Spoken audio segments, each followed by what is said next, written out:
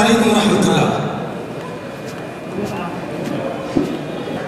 বিভিন্ন থানার যে সকল দায়িত্বশীলগণ যে অর্থ সম্পাদকের সাথে দেখা করতে ইসলামী আন্দোলন বাংলাদেশ, আপনারা অবগত আছেন বৈষম্যিক দল ব্যানার নিয়ে ময়দানে নামবে তো দূরের কথা বলে ঘোষণা দিয়েছিল।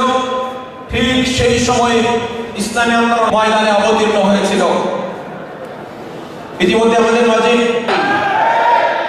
স্পষ্ট ভাষা তারা জানিয়ে দেয় ভারতকে বাংলা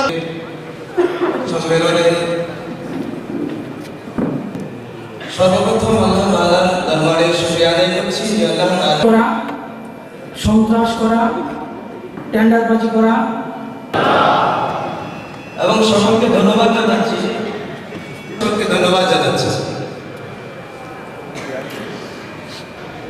আমরা বারবার আলোচনা করি এদেশে কিভাবে ইন্নাল হামদুলিল্লাহ এবং কেন্দ্রীয় মেহমানদ্বয়, আসসালামু আলাইকুম ওয়া রাহমাতুল্লাহ। ইসলামী আন্দোলন বাংলাদেশ